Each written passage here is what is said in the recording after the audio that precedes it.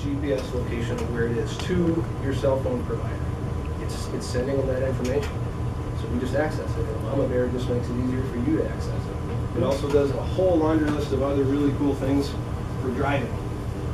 This one's driving and that one's driving. So this purple one down at the bottom I had to pick because it's purple and it's my favorite color, and it's called DriveScribe. DriveScribe is really cool for those of us that are going to have people driving eventually. DriveScribe allows your son or daughter or young driver to earn points by driving safely. And then those points can be redeemed for Amazon gift cards and Pizza Hut gift cards and things like that. So kind of cool. Definitely kind of neat. Just shows you something that exists. Canary in the top corner, that one's designed for iPhone, does the same thing. Yes? Yeah. Apps like Mama Bear and Hip and Heister, Yeah. do they override, say the child on the phone puts it in airplane mode, that means GPS is off. Does that override that? Yeah. So no matter if they turn GPS off, it's still tracking. Heister will do that. Mama Bear should notify you that that was done and you'd have to approve it. Okay. Now, I don't tout myself as an expert, or just knowledge of it. It'd be one of those things you got to get into Mama Bear and confirm that they've still done that, or that one of their latest updates hasn't changed. And last I heard, it does. Yes. Okay. Any questions about those ones? Again, just wanted to kind of incorporate it as something super neat. And the last one that I just think is the most hardcore one to be aware of as a parent is called Kimi.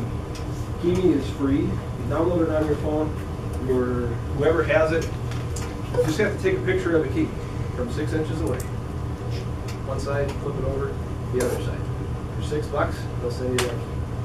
There are kiosks at the Mall of America that allow you to print that key. Print it. Gives you the key.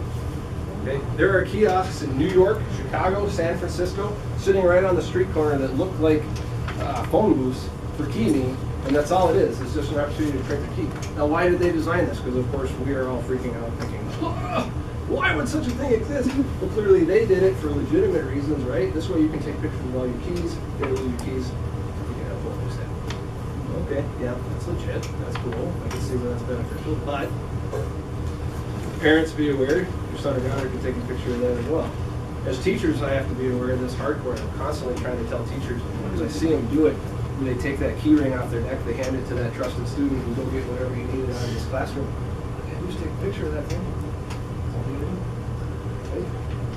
It's just something to be aware of. It's free. Just a good one to know. Any questions with any of that? Again, for those of you that have to go, I'm incredibly sorry for showing up late and taking up your time. This is my contact information. Anything that you want to know, if I can't get it for you, I'll find somebody that can. Should we write that down, or is that over there?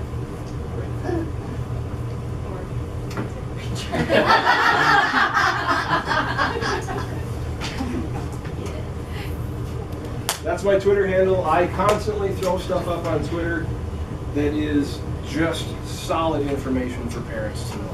The latest and greatest, most dangerous apps, the newest things, stuff like that is the stuff that I throw up. It's not something I'm able to get on there and say that the Minnesota Wild Rule and all that type of jazz. Top email address is my city. The second one's at the school. The number on the bottom is my direct number to my office at the school. The other one is the direct number to my cell phone that's provided to us for work. I answer that phone Monday through Friday, 7:30 to 3:30.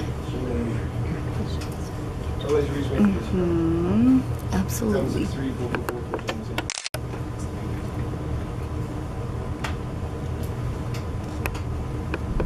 I think you guys were going to write down. We're just trying to just have them group some questions. What about internet? Food covered? What website?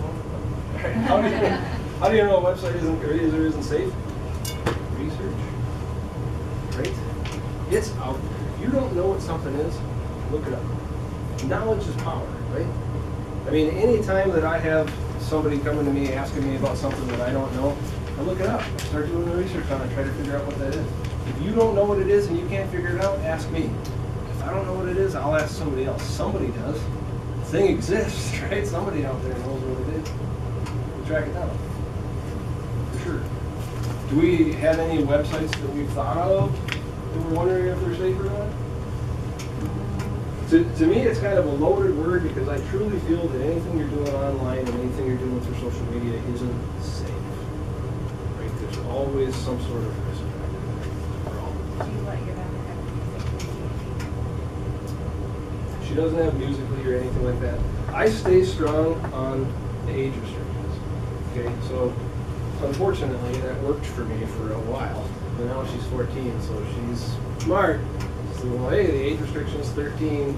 Now I should be able to have this. So now we've started to develop other things as parents. But as far as Musical.ly and things like that, I don't let her have it. Not to say that it's bad. It's just something that I don't let my child have. Right? YouTube is a super easy way for kids to access music. YouTube is a super easy way for kids to access information. She has a YouTube account. She can go through that and access it. Pandora we use. iHeartRadio we use. That type of thing. You know, use Spotify. But, Is there anything bad about Spotify that you know? I haven't heard any problems come out with anything like that. Other than it's, I think Spotify you can spend money on, right? So, I don't know. But it's out there. That was The internet sensation. How often are fake identities on the internet? Very, very often. The number one thing that I tell the students that I work with is if you are friends with somebody through social media, you don't physically, truly, actually know who that person is. You are friends with somebody. Because it's that prevalent. There are millions and millions of super bad people that are out there pretending to be something else. How old do you think someone should be at Facebook? How old do I think they should be to get Facebook? 16.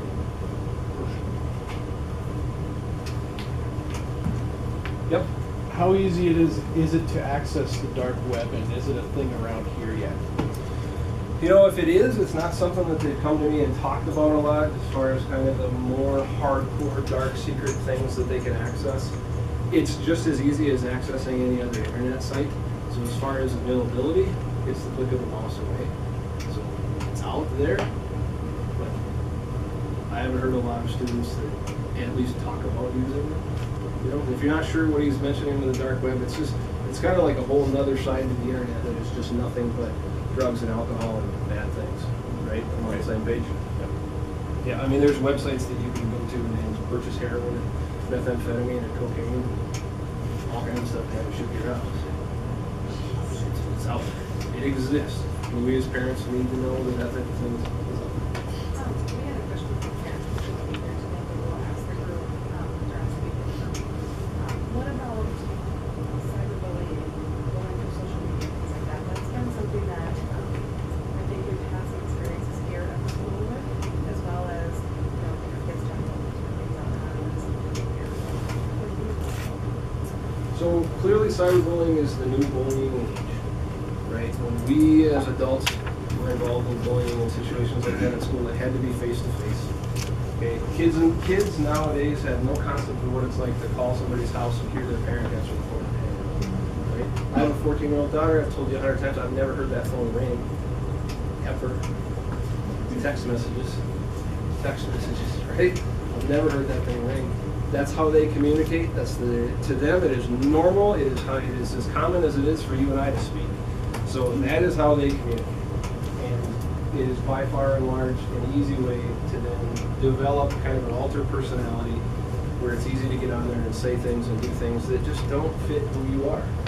And the easiest way for me to try to explain to kids how to avoid doing that stuff is to try to explain that in today's world, your digital citizenship is more important than your actual citizenship. Meaning, who you are online and through social media when nobody's looking and whatnot is a stronger example of who you are. Because whenever anyone is going to want to access information about you, that's where they're going to go to you. Colleges go there, the military goes there, jobs go there. It is the wave of the future. It is going to be used against you. They're going to access it. And keep in mind that everything that you do is saved for at least 4 years. So you do something when you're 14, you apply for the military when you're 18, they can find it. We've had kids that have applied to get into the military that haven't been accepted because of things that they did through social media. Comments that they made, videos that they posted, things that they said. It's a stronger example of who you are. So it's way more important to be responsible through social media than it even is to be responsible in person. Which is an incredibly strange thing to say for a 35-year-old person, but that is truly how the world is, by far and large. So what's the best way to avoid getting into a problem? Be who you are. If what you are doing and saying online is what you would do or say to your parents or to whoever in person, what do you got to worry about? That's who you are, right? If you're the type of person that's a super big jerk, and then you're a super big jerk person, I mean, that's who you are, I guess. But if you're incredibly nice and super awesome and good grades and respectful and all that stuff, and then you jump online and you're cursing and swearing and using racial slurs and posting videos and doing stuff that don't fit who you are, that's a problem. Because that's what the world is going to start to think you are. And that's a hard thing to crawl off underneath. So cyberbullying, by far and large, very prevalent. As far as how we can access that information, keep in mind that it is tracked.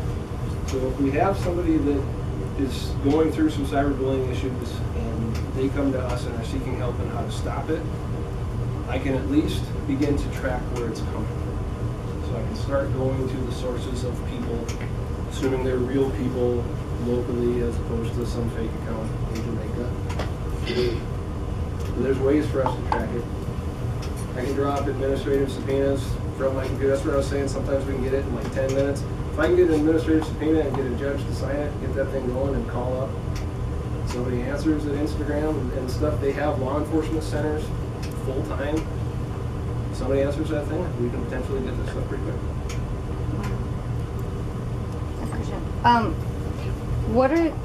What's the most common law that a kid breaks or a young person breaks without knowing it? Like, is there something that is just, it seems like it's okay, you know, when they're doing it, but from a law standpoint, it's not? You know, I mean, it probably doesn't apply to the age Okay. group that we have Then here. that's okay. But pictures and videos is a pretty common thing that kids don't stop and think what they're taking a picture or a video of. Yeah. You know, kids start using cell phones in locker rooms, taking an innocent photograph in the background of something that they didn't intend, and they're posting that and stuff. You're starting to commit felonies. You're starting to get into a lot of trouble. It's illegal for me to take your picture and post it online without your consent. So there's issues there that can arise. I guess I'd say that's the most common law that they break, as far as if that's something that is frequently has to be dealt with. Not so much.